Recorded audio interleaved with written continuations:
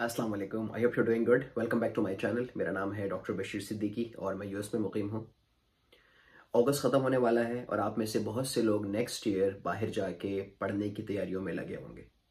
Basically यही वो time है जब आप तैयारियाँ शुरू करते हैं, क्योंकि आपको ऑलरेडी अंदाज़ा होगा कि रिक्वायरमेंट्स कुछ इस तरह की हैं कि टाइमली प्रिपरेशन शुरू करना बहुत ज़रूरी है।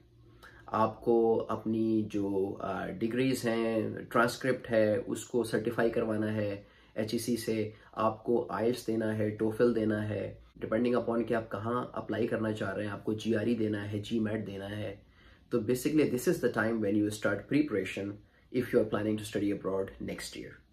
आज की वीडियो में ब्रीफली मैं समराइज़ करना चाहता हूँ कि भाई अगर आप बाहर जाने की तैयारी कर रहे हैं, प्लानिंग कर रहे हैं, तो वो कौन से फैक्टर्स हैं जिन्हें आपको जहन में रखना चाहिए और बाहर जाके पढ़ने की बेसिक रिक्वायरमेंट्स क्या हैं। So let's get right into it. बाहर जाके पढ़ने के हवाले से सबसे पहला जो फैक्टर है वो ये है कि आपको कहाँ जाके पढ़ना है। कहाँ जाके पढ़ने का जो सवाल है ये बहुत सब्जेक्टिव है और ये डिपेंड करता है आपकी पर्सनल सिचुएशन पे। फॉर एग्जांपल, आप कितना अफोर्ड कर सकते हैं। अगर अफोर्डेबिलिटी का मसला नहीं है तो आप ऐसी जगह जाना चाहेंगे जो कि सबसे बेस्ट है, राइट। तो इसीलिए मैं इस वीडियो में इस बात को डिस्कस नहीं करूंगा कि आपको कहाँ जाना चाहिए, लेकिन मैं बस ये बताना चाहता हूँ कि आप जहाँ भी जाएं, जहाँ भी जाने का फैसला करें, इस बात को मद्देनज़र रखें कि आपकी जो भी फील्ड है उसका फ्यूचर प्रॉस्पेक्ट्स क्या है उस कंट्री में। क्या सिर्फ आप मास्टर्स के लिए जाना चाहते हैं या वहाँ पे आपको रहना भी है, इंटीग्रेट भी होना है। तो अगर आप लॉन्ग टर्म रहना चाहते हैं तो आप ऐसे मुल्क का इंतखाब करेंगे जहाँ पे जॉब अपॉर्चुनिटीज़ हैं, राइट, जहाँ पे इंटीग्रेशन आसान है। तो इन बातों को ख्याल रखें और फिर देखें कि आप क्या अफोर्ड कर सकते हैं एंड देन चूज़ कि भाई आप कहाँ जाना चाहते हैं। उसके बाद दूसरा जो फैक्टर है वो एडमिशन रिक्वायरमेंट्स के हवाले से। देखें, दुनिया में आप कहीं भी एडमिशन लेना चाहते हैं उसके लिए 3-4 बेसिक रिक्वायरमेंट्स हैं और on top of that there could be other requirements depending on the degree program you are going after। लेकिन 3-4 बेसिक रिक्वायरमेंट्स हैं जो कभी भी चेंज नहीं होती। आप दुनिया में कहीं भी चले जाएं पढ़ाई के लिए। सबसे पहली रिक्वायरमेंट क्या है कि अगर आप मास्टर्स के लिए जा रहे हैं तो आपके पास बैचलर्स डिग्री होनी चाहिए। अगर आप आखिरी सेमेस्टर में हैं, आखिरी साल में हैं, तो भी अप्लाई कर सकते हैं। जो भी आपके पास ट्रांसक्रिप्ट है उसकी बेस पे आप अप्लाई कर सकते हैं। यूनिवर्सिटी से एक लेटर ले लें जिसमें ऑफिशियली लिखा हो कि भाई आप फलाना तारीख तक ग्रेजुएट हो जाएंगे and then you can apply. आपका एडमिशन हो जाता है बगैर ग्रेजुएट हुए। कंडीशनल एडमिशन लेटर आपको मिल जाता है। बस शर्त ये होती है कि भाई मास्टर्स शुरू करने से पहले आपको अपनी डिग्री दिखानी है, दैट्स इट। दूसरी रिक्वायरमेंट क्या है कि अगर आप पाकिस्तान से अप्लाई कर रहे हैं तो आपकी जो डिग्री और ट्रांसक्रिप्ट है वो HEC से सर्टिफाइड होनी चाहिए।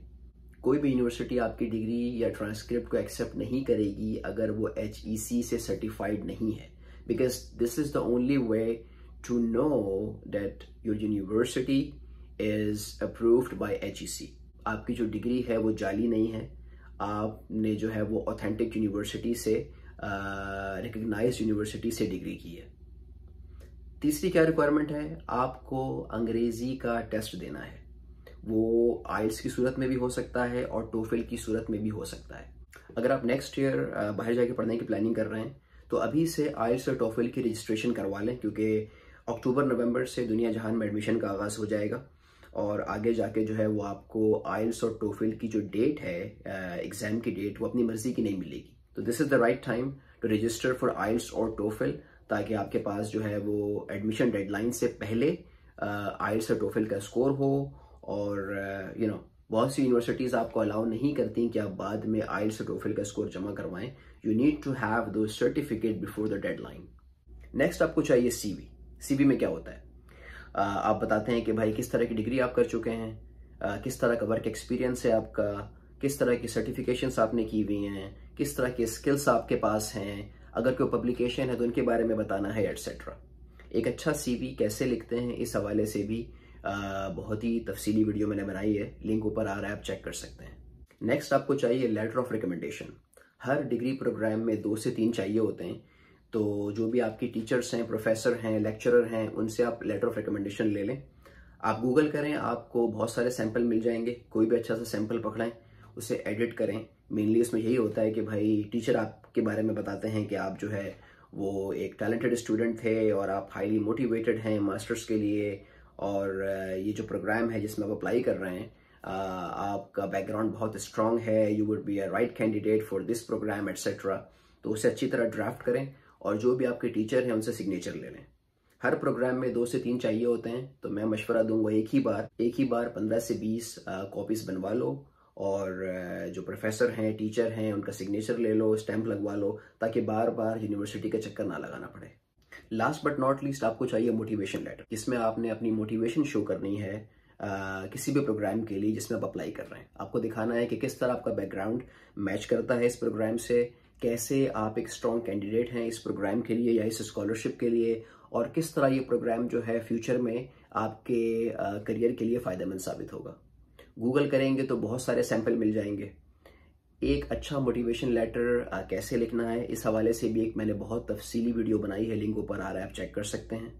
तो बेसिकली यही रिक्वायरमेंट्स हैं दुनिया में कहीं भी पढ़ने के लिए। ऑन टॉप ऑफ डैट आपको GRE या GMAT रिक्वायर हो सकता है, but it depends highly on the university you are applying.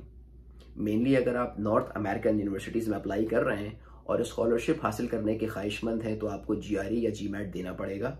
Otherwise आपको GRE या GMAT हर जगह नहीं चाहिए।